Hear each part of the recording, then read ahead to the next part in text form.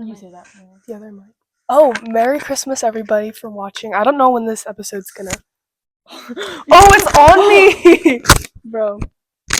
I don't know whenever this episode is gonna be released, but Merry Christmas. Today we are at Maddie's house filming this podcast episode. We don't know if this is gonna be the exact location every episode, but we're wearing our pajamas. Christmas pajamas. And we have nice holiday decor everywhere, so it's a really nice ambiance. But yeah, do you want to start off with the questions? Yeah, so we're going to start off with some icebreaker questions just to kind of get everything started. So, Giselle, you want to go first? My question for you guys, since you guys are seniors in high school, what was the roughest time in sports as a student athlete? Can I go first? I'll go first. So, last year, our basketball team made it all the way to the semifinal game, and it was a very close game. We drove 6 hours all the way over to Bishop. It was like a lot was running on this game. If we won, we were going to the championship in Fresno. Like, it was very important to all of us, and we ended up losing by just a couple points. So everyone was really devastated, and like as a captain and like one of the oldest people on the team, I felt like I didn't have any time to like sit there and be sad about it, and I just kind of had to like step up and like let everyone know that it was going to be okay. But it took a while for me to like accept what happened. So Agreed. My roughest time in sports was definitely this year because just a lot of drama and a lot of like emotional aspects went into it this year for my volleyball season. So definitely that. I was having some problems with like communication with my coaches. Just having chemistry on the team was a really big aspect of it. And there's only 2 seniors on the team too, so it was really hard. Yeah, I think that was definitely the hardest part was this year. okay, Lena. Would you want to talk about your roughest time? Well, I'm only a sophomore, but I think the roughest time was definitely this fall. I don't know, it just wasn't like I think both freshman year and sophomore year of volleyball was kind of tough because there really was no structure, and it was just like a lot of jumping around between both teams, and it just wasn't the best time. But going into winter of soccer was like probably one of the best times too. You like your soccer team? Yes, I love my soccer team. Going from fall volleyball to winter soccer and having structure was probably like the best time. Like you go to soccer, and I tell all my friends like you guys should do soccer. Like it's such an amazing like thing. Like I feel so supported on my team that it just like it makes up for everything that happened. Yeah, my sister joined soccer her senior year, and she would not stop raving about it. She's like, the soccer team is like the best. I'm like, what about volleyball? What about someone? She's like, no, like I'm not even good at soccer, but it's like fun. I'm like, It's just like the atmosphere. It's just like the atmosphere of soccer, and like I was one of my like before my friend Haley came out to soccer, I was one of the only people doing it, and just like moving from having all my friends in one sport to moving to having no friends in one sport and be able to walk around high school and wave at people that I literally did not even know a couple months ago is literally probably like the best thing because like you just have this full connection with people that like you wouldn't have even known if I didn't do soccer. Yeah. There's a lot of people on the soccer team too. Yeah, it's a lot of girls, and it's not even like oh varsity you don't talk to JV girls. If you're JV you don't talk to varsity girls. It's like everyone is just like in one. Okay, I guess I can ask my question. What's your guys' favorite sport and why? My favorite sport is water polo. I grew up doing swim, so that was already like my previous favorite sport, but being able to swim and play like a team sport where you get to like collaborate with everyone else and like learn new skills and like I don't know, for me it's kind of like a combination of the other 2 sports that I play. So like taking swim and like some of the stuff from basketball and putting it together and being like I don't know. I was good at it my freshman year, so I just like kind of opened up and I was like, this is amazing. I love it. I want to get so good at it. So I don't know. It's my absolute favorite. I love it. Mine is soccer. I first was originally gonna do basketball, but my mom was like, "No, you're gonna do soccer. Like, I don't care." And so I would literally cry every day to going to tryouts, and then I realized how much I actually loved it, and so I just stuck with it. And every year's like been amazing because of my coach and the girls that I have. And you're on varsity this year. And yeah, I'm on varsity this year. Sophomore varsity. Bro, I don't know. My favorite sport is not gonna lie. It like switches between volleyball and swim. I think my favorite sport is club volleyball, but I'm not doing that this year, so I guess it's swim. but I think I just like swim because I don't know, I like winning. But up until valleys, like my mental health gets really bad. So like that's when volleyball's better. That's the end of the school year, so. Yeah. I feel like individual sports like swim are so hard to like fall in love with, like Mhm. especially getting into high school and having all of this added pressure to be like an amazing student and keep your grades up. Like in individual sports, all the pressure's on you. You can't rely on your teammates to like keep you going. Like Yeah. that's all on you. So saying swim is your favorite sport is Is a big bold. accomplishment. Okay. You love yourself, health. No, because the swim team is really like I like the swim team. It's like very supportive, but it's like you only could get so much support. Yeah. Yeah, before like you have to go and actually race against Mhm. them. Because like at the end of at the end of the day, it's like your mental state and like how you think of like how you're gonna go into this race and like what you want for yourself. Like your teammates are gonna be there like, come on, Leona, like you can do this. Like giving like obviously they're gonna support you, but like you have to have it in your mind like I want to win, I want to do this. So You have to be like an alpha if you want to. no, If exactly. you want to like swim that much. Okay. So if you guys haven't guessed by now or you haven't seen it in the title, this episode we are focusing on mental health and student athletes. This topic is very, very relevant. In case you guys didn't know, a lot of student athletes, maybe at your school or you know your friends or whatever, you yourself do experience some mental health issues due to balancing the pressures of you know sports and also keeping grades up and being a good student. So I just wanted to share something that I found in 2020. The NCAA did a study. It was a survey and they found that 1 in 12 college athletes reported feeling depressed and that it was difficult to function for them almost every day. So constantly they were feeling like down and not very motivated and obviously like that's not a good feeling to have when you're having to get up every day and go to practice and then go to class and like keep your grades up and keep your coach happy and you know support your team. So a lot of people were just like and a lot of people are still dealing with depression, especially in higher level sports. They also found that 1 in 4 men and 1 in 2 women reported feeling overwhelmed by all of their responsibilities and all the stuff that they had to do. Because if you think about it, like it's not just sports and then school, you also have a social life and you have your own like well being and self care and everything like that. So they just felt very overwhelmed and like everything was just like crashing down on them because they had so much stuff to do. And the last thing that I wanted to share that I found 1 in 10 men and 1 in 3 women reported feeling overwhelming anxiety. So, on top of like all of their responsibilities and being overwhelmed by that, they were also scared that, you know, they were going to mess up or something bad was going to happen, or they just felt like they weren't good enough, that they were going to do something to mess it all up, which is a very easy feeling to have when you have so many responsibilities and so many people are counting on you to like be perfect basically, right? Because you go to practice and your coach wants you to try your best, but you're also like, man, I really have to get out of practice and then I'm going to go straight into doing homework or straight into studying or straight into class. And then on top of that, oh, I have to call my mom. I have to, you know, go take my sister somewhere. I have to go meet up with some friends because I don't want them to feel like that you know, they're not important to me. And then I have to go home and then I have to focus on myself and realize what I need to do to make myself happy. So they just felt like very overwhelmed and like very like depressed and they had like overwhelming anxiety. And so obviously it's a very relevant topic, especially in today's day and age. Yeah, I totally agree with that. Like, there's obviously studies to show that, but you can also tell when you're speaking to anybody that you know that's a student athlete. Um, it's like something that a lot of people stress about, and it's really okay to stress about it.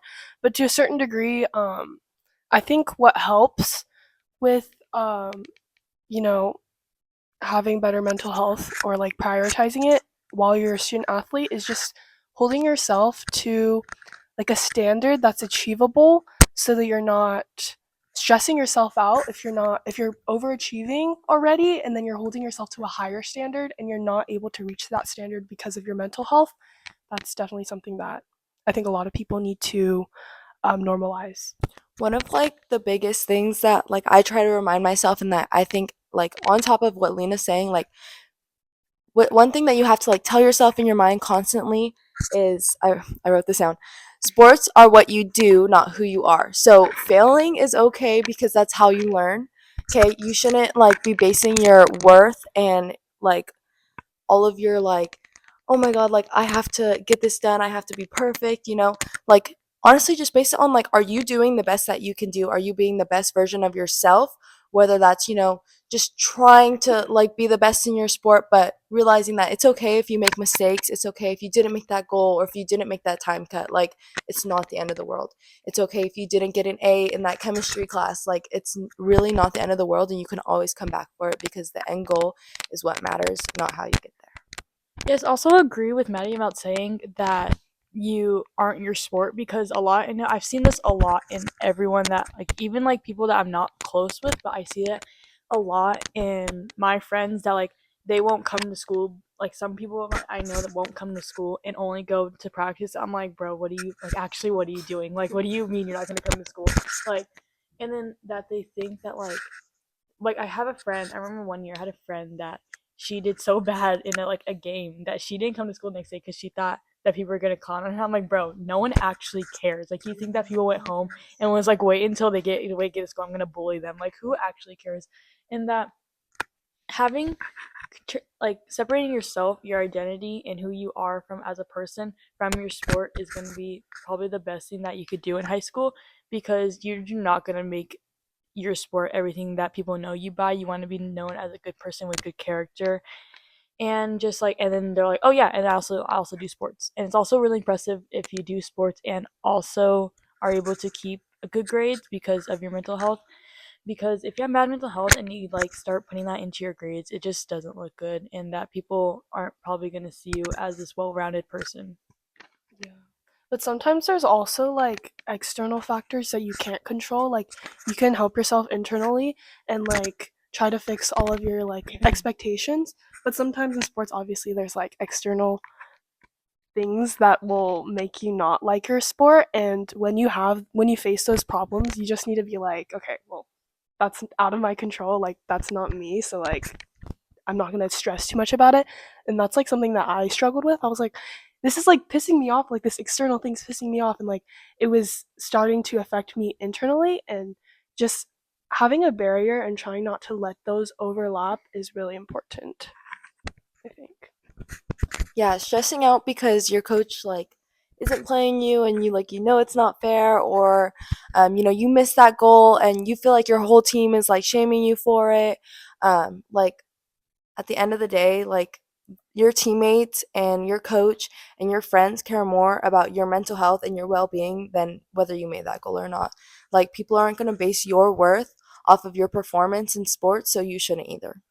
But yeah, but that doesn't go to say that you shouldn't give up on your sport because something is happening externally.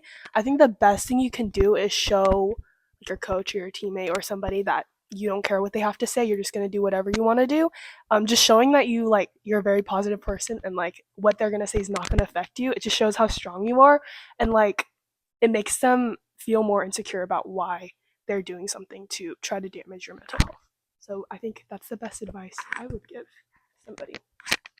The best advice I would give someone as my like 2 years of playing high school sports is to. You played your whole life though. But okay, but I'm saying like high school sports, not eighth grade soccer. So I think probably like the lowest point that I think I've ever been to was after a championship soccer game that we won the year before, and that was probably the lowest point because that was also a really good coach and a really good team that we had, and we lost by like just literally one. And I think that just knowing that you are capable of being so much more than an athlete, and being mentally okay and physically okay is two things that you need to put as priority. Of course, you need to put your grades as priority, but you need to make sure that before you can get into a sport, you need to make sure that you can keep up with your grades and yourself. Because if you can't, then there's really no point in you doing sports, because at the end of the day, um, they're gonna go into college and they're gonna see that college is gonna see that, oh yeah, they did 4 years of swim, 4 years of basketball, 4 years of this, 4 years of that, and but they're like, oh, but they have butt cheeks grades. They're not gonna. Or they don't have any Yeah. extracurriculars. All they focus on was sports. Yeah, it's not gonna look good. So having that well-roundedness is what's gonna get you far. One thing that I really struggled with and I wanted to share was like injuries and like your physical health being put like up above your mental health at all like turns and like aspects of playing in high school. Um, I feel like a lot of athletes, whether it's like input by like their coach or their teammates or really just like themselves or their families, whatever, they tend to put their like physical health over their mental health at like all times. So like yeah, it doesn't really matter if like you're going through depression, but it's the end of the world if you sprain your ankle. Okay, like I sprained my ankle like 3 times in the 4 years that I've been playing basketball. And I mean, my coach was absolutely amazing. He said, you know, you need to take a break, take as much time as you need. But like I still put that pressure on myself. It's nobody else's fault. I put that pressure on myself to get back in the game very, very early. Despite all of the anxiety I was feeling that, you know, it was just going to get worse and I wasn't going to be able to play the next couple years, you know. I put that on myself. I put all that pressure, you know, on my own shoulders. And I came back a couple weeks too early and I have to wrap my ankles every single game. um, you know, my knees are jacked up. Um, I'm just not at like the best state that I could be to continue playing sports. But, you know, like that's why I'm passing on my knowledge to you because my 4 years are almost over. But for some of you, you may be just starting out in high school or, you know, you're midway through, whatever. Just keep in mind that like you are worth more than your body. Okay, like your coach, I promise you, your coach is not going to force you back into the game until you are ready mentally and physically. Okay, so don't put that pressure on yourself. Don't let other people pressure you into coming back before you're ready. Okay, just like get it in yourself to be strong and stand up for yourself. Period. That Yep. was really good. That was really That was very good. personal for me. That So was personal. No, because the main thing that we wanted to do this podcast for, or this entire promotion, was for like mental health is the same thing as physical health. just as important. You should prioritize it just the same. So I really liked what you said because like if you're not taking care of your mind, you're more prone to injuries and just getting sick overall. Like even outside of sports, if you're not taking care of your mental health, you're gonna get sick, you're gonna get colds, you're gonna like be weaker mentally and physically. So you don't want to be weaker. So if you want to show somebody or prove somebody wrong or just be more successful in the things that you're doing like sports, then you have to prioritize your mental health. That's like the number one thing. Because if you're not mentally strong, you're not going to be physically strong. You're not going to be able to take care of your ankle if it's injured, like those things. Like don't prioritize more one of them more than the other because they're just as important, especially in sports. Actually, what Maddie said really hits close to home right now because I messed up or pulled something in my leg, and I was still practicing on it. This was literally last week, and I was still practicing on it, and I was like limping, literally running up and down the field limping, and like I was really watching film, and I was limping, like you could see me like jump to run, and and because I didn't want to get taken out because I thought that like it's gonna like I really thought that if I got taken out, then I wouldn't have no control over the game, which is obviously true. But and then at the game, I was still limping the next day at practice. I missed the ball because my leg was not moving fast enough because it was hurt, and my coach and I literally started crying because my coach was like, "What's wrong?" And he's like, "Is your leg bothering you? Like we literally saw you limping, but we didn't want to take you out because you didn't say it was hurting." And I said, "Yeah, it does, and it's like really bothering me." So they made me start the rest of practice, and then the next time they're like at the game, they saw that I wasn't being happy with myself because I wasn't doing good and my full potential wasn't there. And so after the game, they pulled me aside and they're like, "Is your leg bothering you?" And I was like, "Yeah." He was like, "All right, well, we're not gonna have practice tomorrow anyway, so you're gonna have time to heal. And if you don't feel good on Monday, then we're not gonna have you play on Tuesday." And so just having that communication with your coach as well as how you're doing is a lot is means a lot too. Okay, press the button right now. And then means a lot too because if I didn't have that communication with my coach, I think my leg would be more jacked up than it already is because it went down to my knee, and now my dad got me a knee brace, and the doctor said that I need a knee brace now, which sucks because if I just told my coach how I felt and how my body was feeling, I know that my coach, he would be like, okay, well, you're going to sit out, and you obviously know that, and it's not the end of the world, and he was like, he actually said that to me, like, it's not the end of the world if that you sit out one game to keep yourself okay. And I was like, yeah, so now I have to wear a knee brace for practice and games because I didn't listen to my body. So now that we've all kind of talked about like our own experiences and stuff, let's talk about how we can help ourselves and like our fellow students and student athletes. So don't worry if you are not a student athlete, this video is still for you. Okay. A lot of people have friends and peers who are in sports and are juggling the stressors of, you know, going and playing your games and going to practice and then going to class and taking tests and doing assignments, right? So, one thing I wanted to point out is notice the signs. Stigmas around mental health are like, they're crazy, okay? Like, they are absolutely crazy, which is why a lot of athletes don't want to go and ask for help. They're scared that they're going to have to sit bench or people are going to judge them and think they're not as strong as they know they are. So if you are the friend or the peer or even like you just see someone and you notice that they're kind of down and they're kind of dealing with something, maybe reach out and like ask if they need help, ask if something's wrong, because if Giselle's coach didn't say anything, she would probably still be limping around. Okay, so notice the signs and make them reach out because a lot of times they won't do it on their own. Yeah, something I would say, kind of like backpacking off what you said, is don't be stubborn, especially like if you think, don't be stubborn. Yeah, don't no, be I stubborn, do that Giselle. too, but like don't be stubborn to ask somebody for help. If you don't have the most understanding coach, you can ask your teammates that's going through something similar. You can ask other people who are in other sports, even if it's not the same situation. I'm sure that someone will relate to what you have to say. And if you're somebody that's really prone to injuries and you think, oh, I had an injury last week, and like if I say I sprained my ankle this time, like you're not gonna believe me, like who cares? Believe in yourself, don't be stubborn, and just, listen to your body. Like Lena said, if you don't have anyone to go to, if you think everyone's gonna judge you, DM us. We are Yeah. free. Like, just reach out and we will help you. We've obviously been through a lot of the stuff that we're going to be talking about on this podcast, so go ahead and reach out and we will help you with everything that we can. Yeah, you can email us at mindbodysoul2425, or you can comment on our Instagram, DM us.